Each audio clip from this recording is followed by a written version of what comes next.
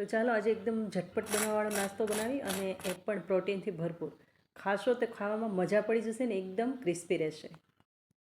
એકદમ ઓછા મસાલામાં અને એકદમ ઓછા ટાઈમમાં જો ઝટપટ બનતો હોય ને તો આ નાસ્તો છે. કચોળી હોય, પકોડા હોય એ પણ ભૂલી જશો એટલો ટેસ્ટથી ભરપૂર છે અને એકદમ હેલ્ધી છે. તો ચાલો રેસીપી સ્ટાર્ટ કરીએ. તો આ નાસ્તો બનાવવા માટે આપણે સોયાવડી જશે. સોયાવડીને પણ મેં ગરમ પાણીની અંદર પલાળેલી હતી. 2 કલાક માટે પલાળી અને એકદમ હાથ વડે પાણી બધું કાઢીને આ જારની અંદર આપણે એડ કરી દઈશું. ત્યાર પછી આ રીતે મરચી, આદું બંને સાથે એડ કરી દઈશું અને લીલા ધાણા એડ કરી દઈશું. આમાં સાથે આપણે પૌવા દળીશું. જે નાયલોન પૌવા છે, તમારી પાસે જાડા પૌવા હોય તો પણ એડ કરી શકો.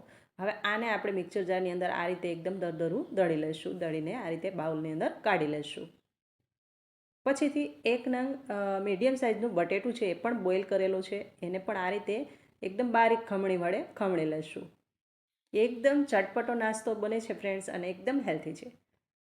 હવે આમાં થોડા મસાલા કરવા માટે અડધી ચમચી ગરમ મસાલો લીધો છે, અડધી ચમચી આપણે ધાણા જીરું અને થોડી એવી હળદર અને થોડું એવું આપણે સ્પાઇસીસ માટે કલર માટે મરચું લીધેલું છે અને ટેસ્ટ અકોર્ડિંગ મીઠું લીધેલું છે. હવે આ બધું છે ને બરાબર આપણે મિક્સ કરી લઈશું.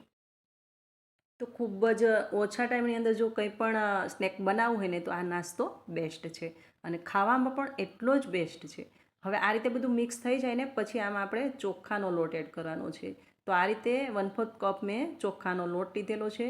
મિક્સ કરી લઈશું બરાબર અને પછી એની જેવી જોઈએ મતલબ કટલેટ શેપમાં પણ તમે ટીકી બનાવી શકો અને આ રીતે હું જે રીતે બનાવવાની છું એ રીતે પણ બનાવી શકો. પહેલાં તો આ બધું આપણે મિક્સ કરી લઈશું. તો ખૂબ ઓછા મસાલાની અંદર એકદમ ટેસ્ટફુલ આ ટીકી બને છે. તો હવે આ છે ને બરાબર બધું મિક્સ થઈ ગયું છે. હવે આને આપણે આ શેપ આપણે ગોલાકારમાં ટીકી બનાવીશું, મતલબ લંબગોળ બનાવું છું અહીંયા. તમે હાર્ટ શેપ પણ બનાવી શકો ને રોલ ટાઈપ પણ બનાવી શકો, જેમને મનપસંદ શેપ તમે આપી શકો. તો આ રીતે હું ટીકી બનાવું છું. અને હા ફ્રેન્ડ્સ, આ જે મસાલો છે ને એને બ્રેડ રોલ્સ તરીકે, જે બ્રેડની સ્લાઇસ આપણે સ્લરીની અંદર ડબ કરીએ અથવા પાણીની અંદર ડબ કરી પાણીની જોવી અને આ જે મસાલો બ્રેડની સ્લાઇસની વચ્ચે મૂકીને બ્રેડ રોલમાં પણ ભરી શકો તો પણ એકદમ સરસ આ નાસ્તો તૈયાર થશે.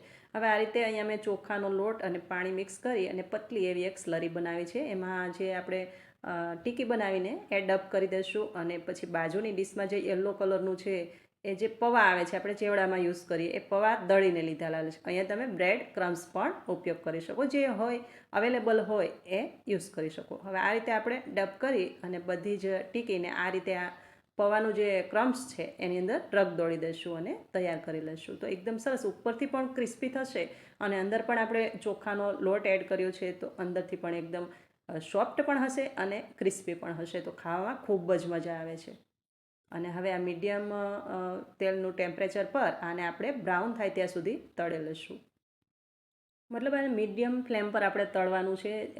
એકદમ ઓછું તેલ લેવાનું છે ને આ રીતે તળવાનું છે કે ઉપરથી બ્રાઉન થઈ જશે અને અંદરથી કાચું પણ નહીં રહેશે. એ રીતે ટેમ્પરેચર રાખી અને બધી જ ટીકી આપણે તળી લઈશું. અને હા ફ્રેન્ડ્સ, તમે આ વિડીયો ક્યાંથી વોચ કરો છો ચોક્કસથી મને કોમેન્ટ કરીને જણાવો, જેથી મને પણ ખબર પડે કે મારી રેસીપી તમને ગમે છે કે નહીં. તો ચોક્કસથી જણાવતા રહેજો અને મારી રેસીપી ગમતી હોય તો વધુમાં વધુ શેર કરજો. અને હા, જો ચેનલ પર નવા આવ્યા હોય ને તો પહેલાં તો મારી ચેનલને સબસ્ક્રાઈબ કરી લેજો. હવે આ બધી જ ટીકી આ રીતે આપણે તળી લઈશું અને જોશો કે એકદમ સરસ ટેસ્ટફુલ અને ક્રિસ્પી પણ છે. તો આ રીતે જો સોયાવડીનો નાસ્તો ટ્રાય ન કર્યો હોય ને તો ચોક્કસથી કરજો. જો હું એક તમને હાથથી તોડીને પણ બતાવું, અંદરથી એકદમ મસ્ત ટેક્સચર છે અને બહારથી એકદમ ક્રિસ્પી. અને આને મેં સર્વ કર્યો છે કેચઅપ સાથે. તમે ગ્રીન ચટણી સાથે, અવનવી ચટણી સાથે આને ખાઈ શકો. ખજૂર આમલીની ચટણી હોય તો પણ એકદમ બેસ્ટ લાગે છે. ચલો તો ફરી પાછા આપણે મળતા રહીશું અવનવી રેસીપી સાથે. ત્યાં સુધી આવજો. Thank you for watching.